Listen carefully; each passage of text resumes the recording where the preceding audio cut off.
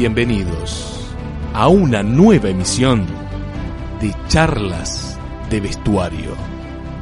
Nos espera una nueva historia.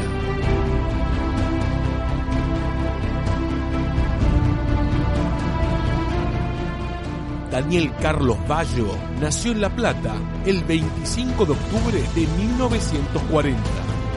Mediocampista de gran personalidad, surgió en Gimnasia, club donde es ídolo, figura del Lobo de 1962. Luego de un paso por Racing, pasó a River, donde le marcó goles recordados a Boca. Hoy, en las charlas de vestuario, Daniel Baggio, el patriarca del bosque.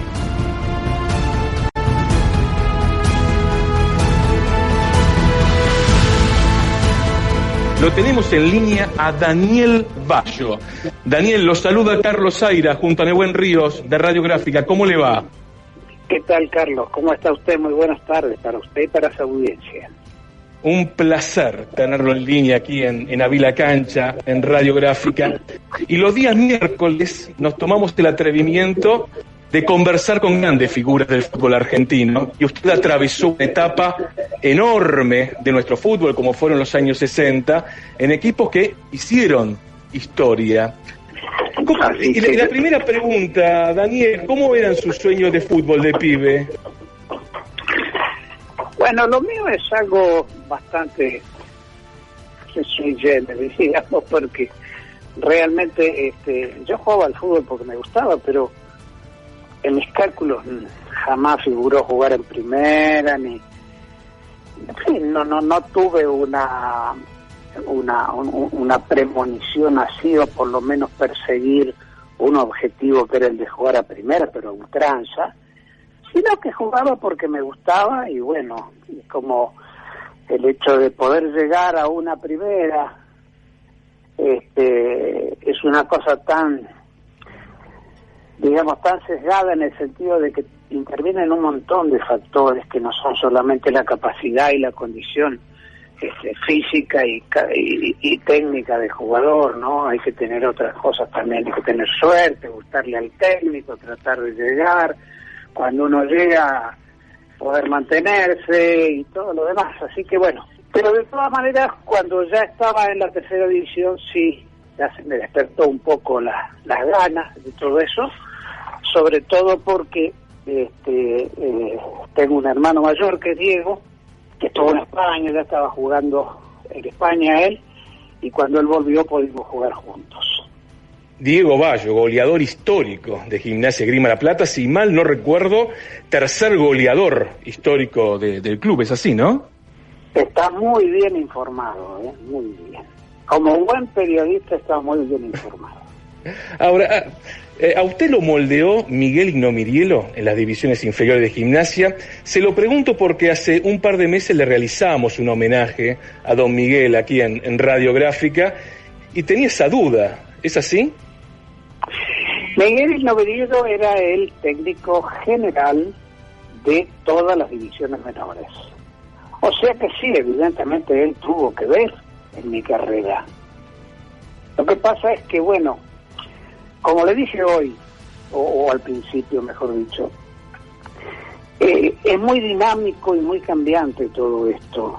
El fútbol es algo que para llegar arriba, yo creo que llega el 1%, el otro 99% se queda por distintas razones. Y muchas veces aquellos que se quedan a lo mejor son mejores jugadores que los que llegaron. Pero, bueno, así es la vida en todo sentido, ¿no? Ortega y Gasset decía, yo soy yo y mis circunstancias. Las circunstancias a veces hacen de que las cosas no se den como uno quiere, entonces se postergan muchas cosas, o al revés, cuando se dan como uno lo prefiere, lo alienta a poder escalar los escalones que le hacen falta para llegar arriba de todo, que es donde uno lo anhela, ¿no? Y lo desea. ¿Y cómo fue el debut en primera división? Ante Vélez Sarsfield, año 1960. ¿Cómo vivió la previa de aquel debut con una camiseta que usted vestía desde hacía años en divisiones inferiores? Pero cuéntenos esas emociones. Sí, se la voy a contar porque es una cosa tan insólita que es una anécdota un poco risueña también para mí, pero no para quien le ocurrió. En Gimnasia había un jugador que había sido de Racing, que se llamaba Natalio Sigo. Y número 6, sí. Yo estaba en tercera división, yo estaba jugando en tercera división. Y el martes, la primera práctica, salen todos los jugadores de Gimnasia dejaban en el bosque, frente a la puerta de entrada del estadio, sus autos, uno atrás del otro, por supuesto, estacionados. Y cuando termina el entrenamiento, salen todos, y un compañero dio marcha atrás con su auto y le apretó la rodilla a Natalio Sigo contra el auto de atrás. Obviamente Natalio Sigo no podía jugar. Entonces me llama el técnico sin conocerme, porque no me conocía, era Cacho Aldabe el técnico, y me dice: ¿usted es Daniel Bayo? Sí. Dice: bueno, venga a entrenar mañana porque el domingo debuta en primera. Así que ese fue mi debut en primera. O sea, el hombre y sus circunstancias, ¿no? Lo que dijo recién de Ortega y Gasset. Hay que estar ahí en el momento justo.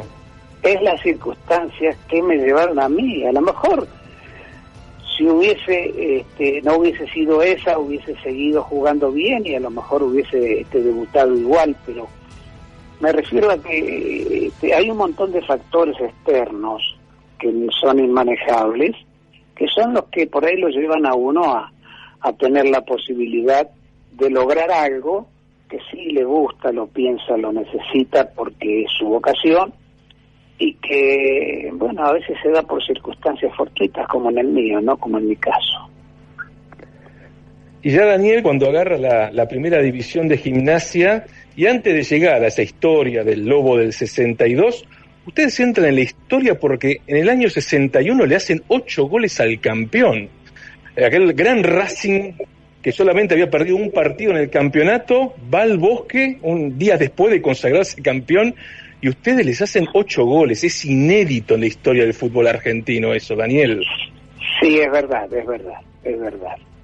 Es inédito porque, bueno, obviamente para poder salir campeón hay que tener un equipo que tiene que ser competitivo, y aparte de eso tiene que tener las capacidades necesarias durante mucho tiempo, porque el campeonato era de 30 partidos, 32 de ida y vuelta, y hay que mantener la punta y hay que llegar a ser campeón con una calidad y una capacidad de juego que no estaba traducida en resultado en cuanto nosotros le pudimos hacer 8 goles al campeón. No es una cosa razonable, ni la diferencia fue tal, simplemente que, bueno, son esas cosas que también las circunstancias se dan, ¿no? Habremos tenido 10 opciones de gol, bueno, pudimos meter 8.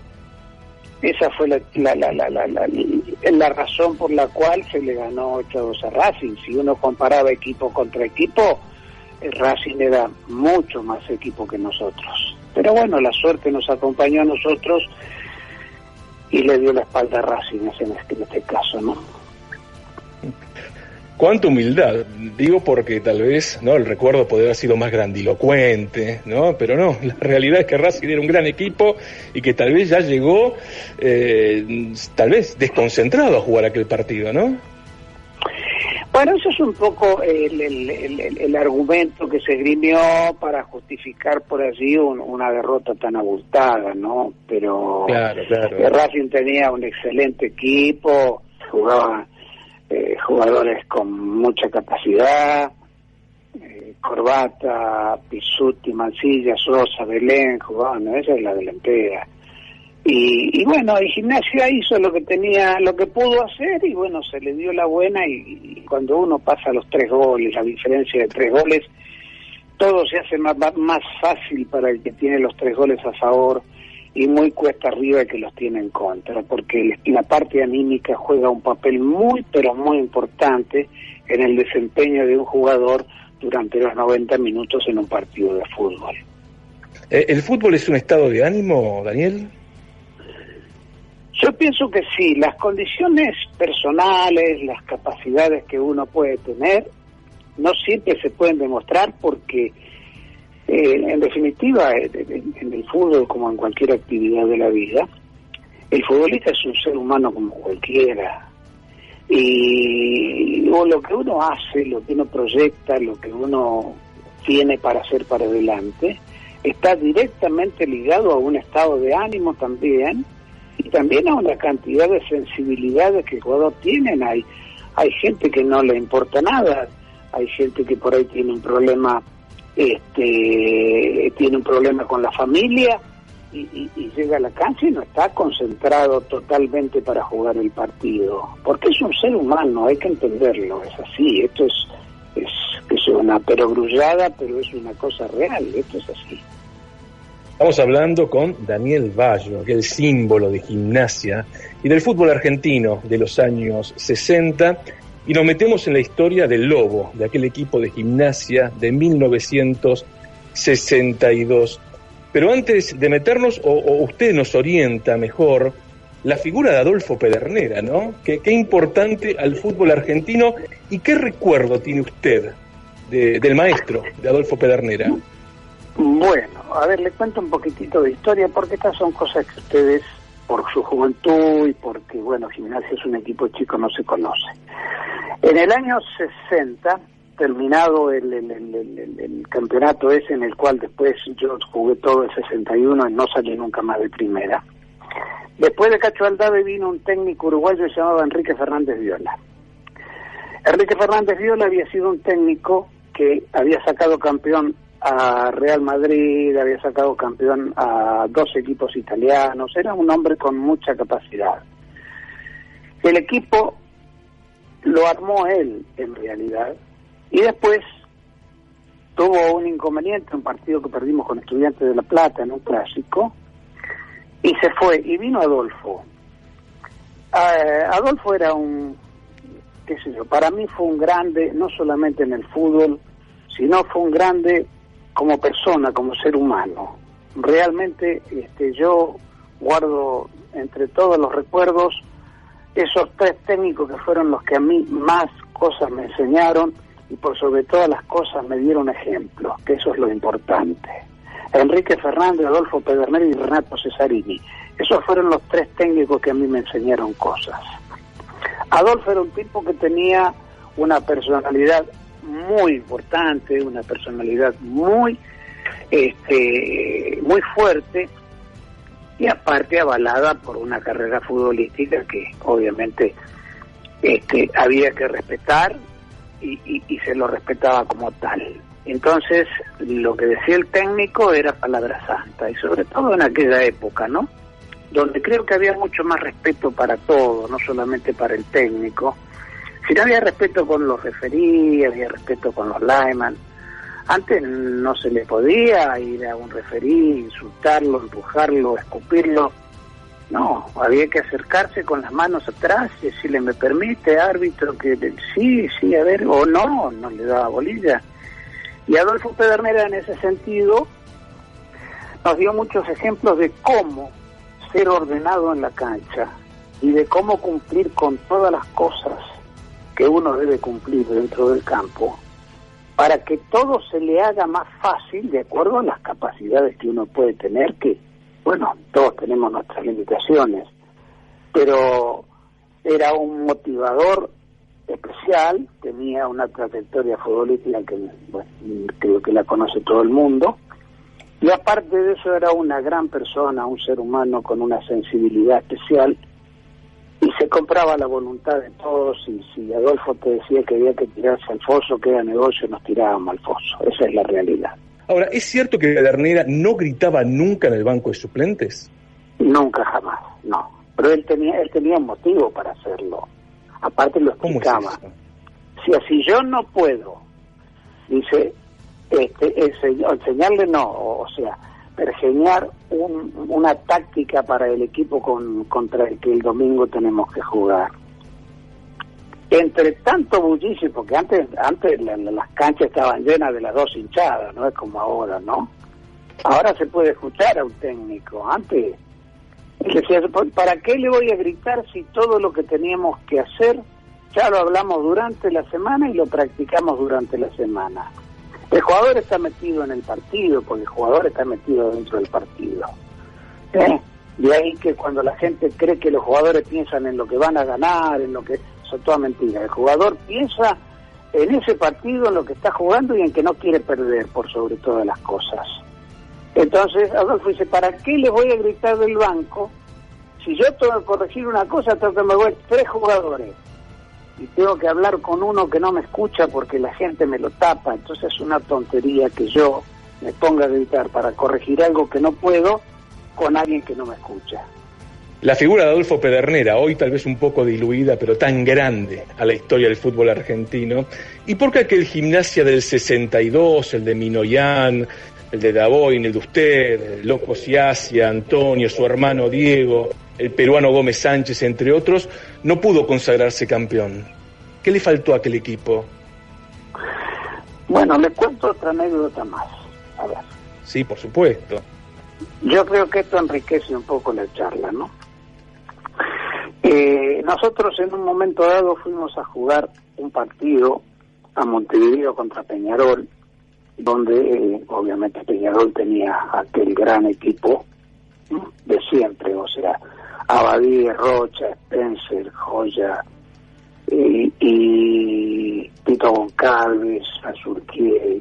Bueno, fuimos y le íbamos ganando 2-0, y después, bueno, nos empataron, no importa cómo ni por qué, pero nos empataron el partido.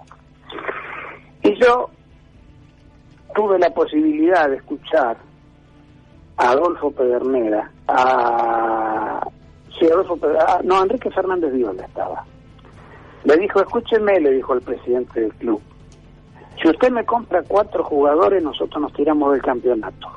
Ese fue en el año 61, O sea que Gimnasia no puede lograr el campeonato porque jugamos casi 20 y pico de partidos con el mismo equipo, cosa que es inusual. En este momento sería increíble que se puedan jugar 23, 22 partidos con el mismo equipo. Minoyan, Daboine, Galeano, Lejona, Marinovich, Daniel Bayo, Cielcia, Prado, Alfredo Rojas, Diego Valle y Gómez Sánchez, con 2 cambios. Jerónimo por Minoyan, el arquero, o Héctor Antonio, el cochero, por Prado. Esos eran los únicos 2 suplentes que teníamos. Entonces jugábamos infiltrados, jugábamos como podíamos, no hacía fuerza a todo el mundo porque Gimnasia iba primero.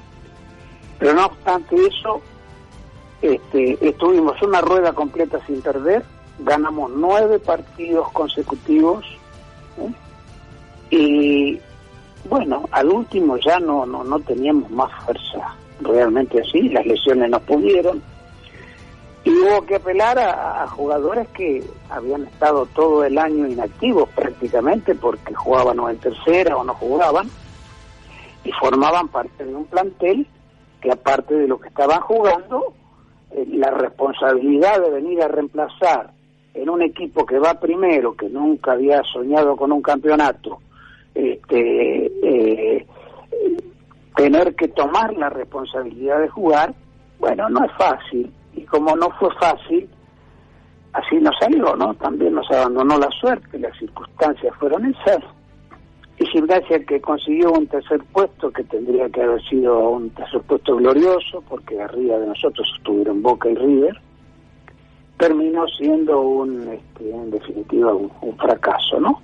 No para nosotros, porque nosotros en realidad sabemos todo lo que nos jugamos y todo lo que dimos por ese campeonato. Pero bueno, no se pudo dar, y uno tiene que conformarse con lo que la vida y las circunstancias y la realidad le dicen.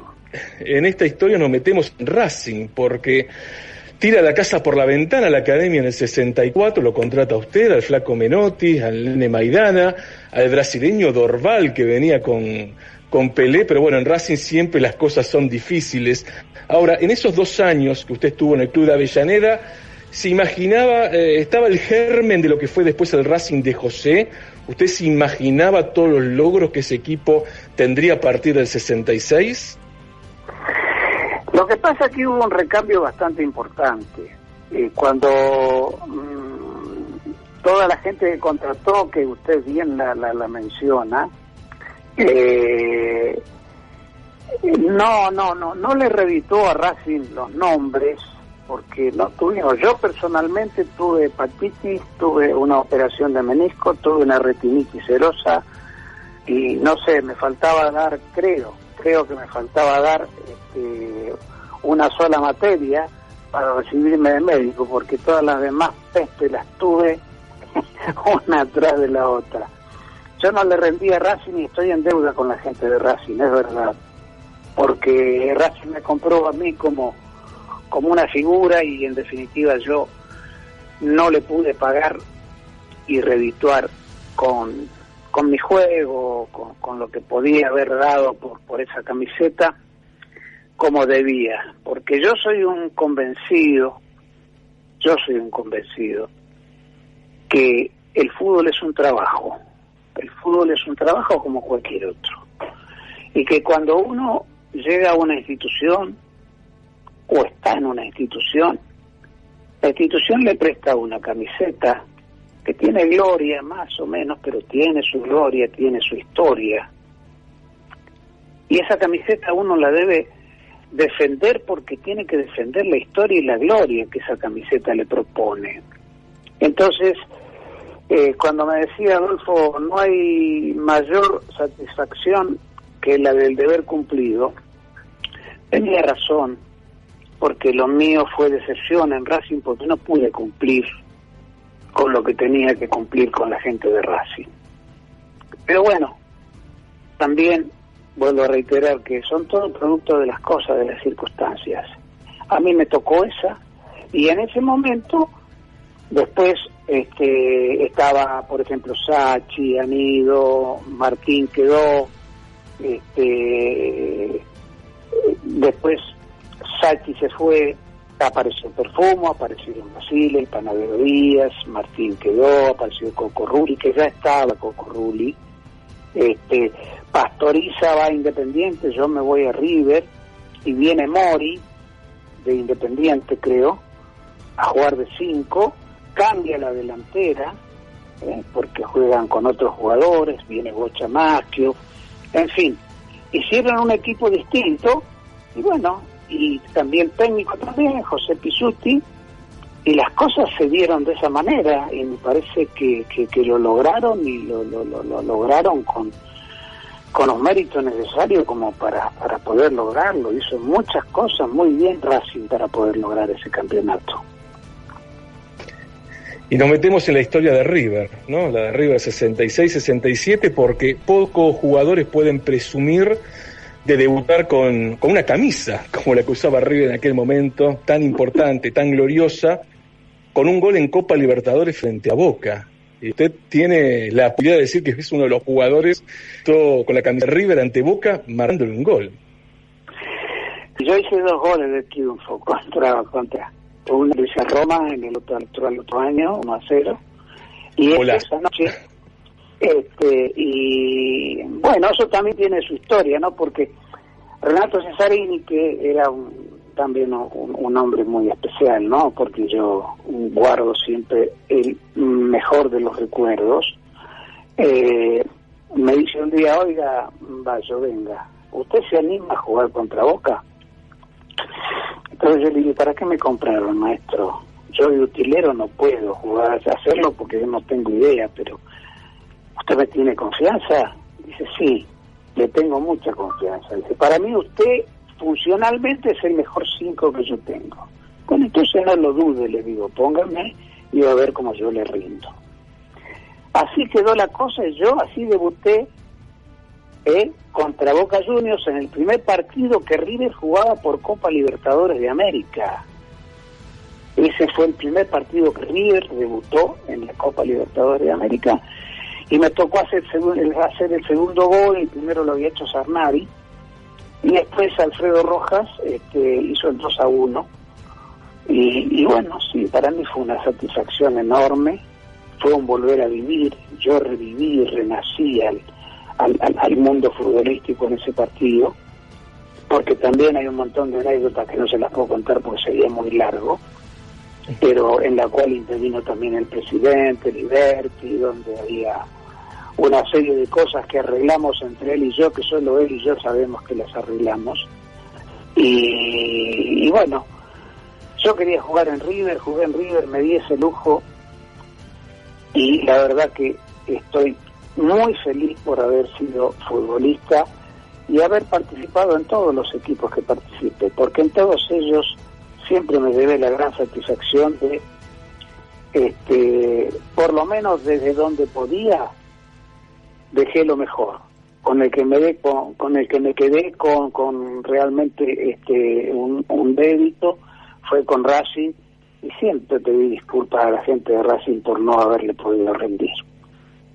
Estamos en comunicación con Daniel Bayo, en este recorrido que para quienes nos apasiona la historia del fútbol argentino es sencillamente conmovedor, porque se van dando nombres propios. Recién Liberti, no le vamos a preguntar qué arregló con Liberti, pero recién citó a Renato Cesarini, y usted nos brindó un semblante de Adolfo Pedernera.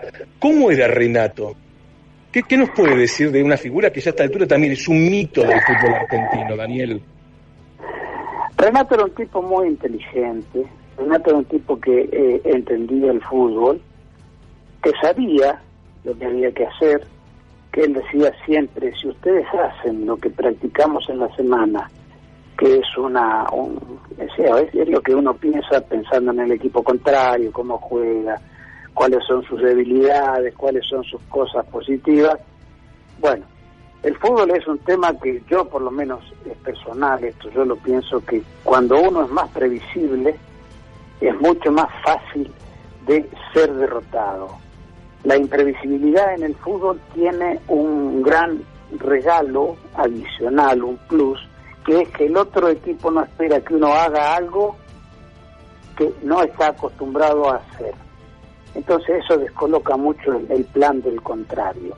Y Cesarini tenía muchas cosas de esas. O sea, nos hacía hacer cosas que el rival no esperaba y bueno, nos dio sus frutos, ¿no? Era un hombre muy inteligente, muy compañero, muy buena persona, muy serio para todo lo que hacía y muy compañero del jugador también, ¿no? Podríamos estar hablando todo el programa, pero bueno, hay tiempos. Entonces le tengo que hacer la última pregunta, que seguramente desde el año 66, que le vienen preguntando por aquella final en Santiago de Chile, y usted no jugó aquel partido, estuvo en el banco de suplentes, y queda la discusión eterna. Ya a esta altura no hay respuesta. Si hubiera ingresado Bayo cuando se lesionó el Nicha Sainz, River hubiera sido campeón de América en 1966.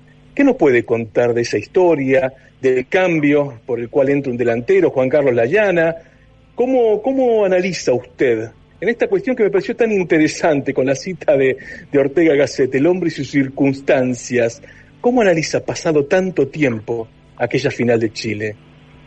Justamente con las circunstancias lo analizo, porque, mire, a ver, voy a tratar de ser lo más explícito posible. Sobre este tema me llamó un periodista de Buenos Aires y estuvimos 24 minutos hablando de este partido, de todas las cosas que pasaron como yo las vi. En aquella época los cambios se podían hacer solamente antes de los 44 minutos del primer tiempo. Entonces, nosotros los suplentes estábamos en el banco, yo estaba con Miguel Loaiza, el peruano, un poquito más atrás, en la primer fila de la, digamos, de las plateas. Y cuando se lesiona Sainz, Miguel Loaiza me dice: bueno, prepárate, flaco, que tenés que entrar vos. O sea que lo razonable hubiese sido que hubiese entrado yo, por cómo estaban las cosas. Le digo: no, esperá que me llame el técnico, yo no puedo ponerme yo solo, esperá.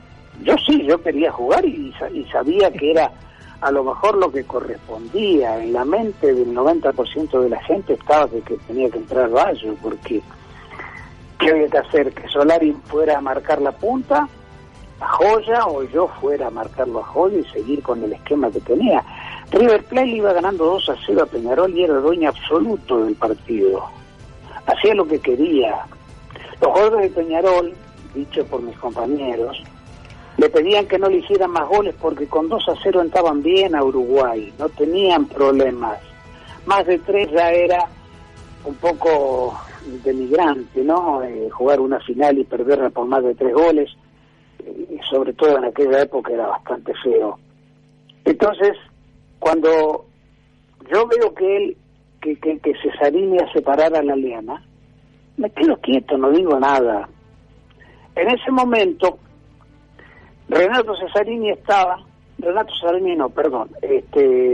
Antonio Liberti estaba en el palco oficial con José Curti, que había sido un ayudante de Renato. Entonces le dice en ese momento, cuando él ve que la Liana se para, le dice en ese momento: anda y decirle a Renato que revea y que lo repiense, porque el que tiene que entrar es Baggio. Bueno, bajó corriendo José Curti. Cuando llegó, ya el cambio se había hecho.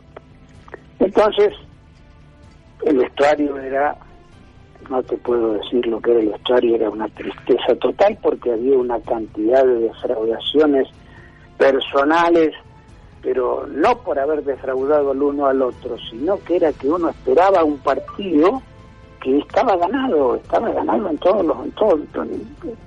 los lugares que uno pudiera ver, estaba ganado. ¿Y qué pasó? Pasó que Renato pensó lo siguiente, dijo: ahora Peñarol tiene que atacar y yo voy a tener espacios. Si yo tengo espacios con un delantero como Alaliana, gran cabeceador, un buen jugador de fútbol, muy rápido, y si yo le hago el tercero y se termina el partido, acá se terminó el partido.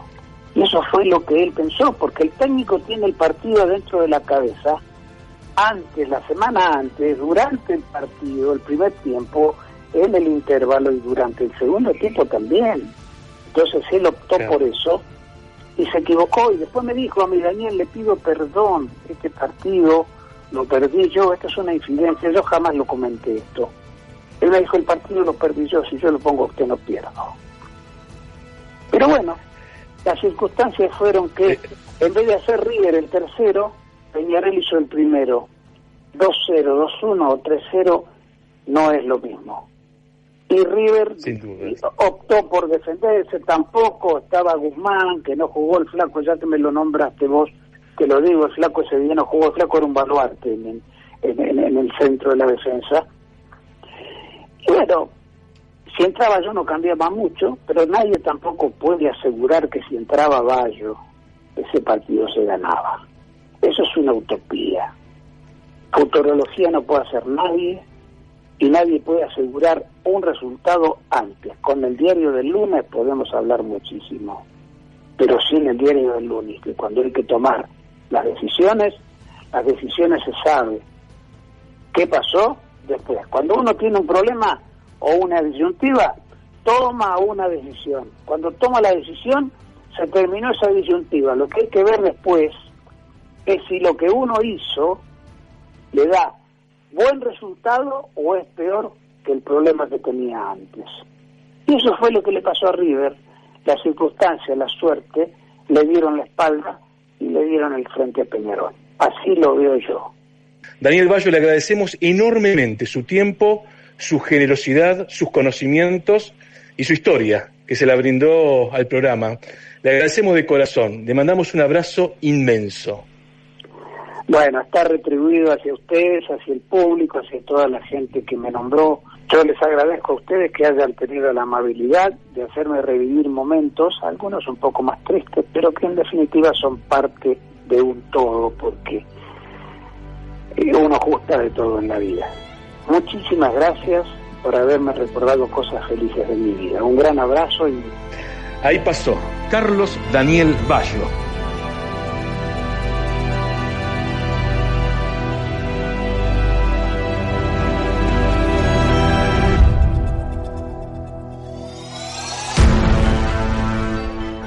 punto final para esta edición de Charlas de Vestuario.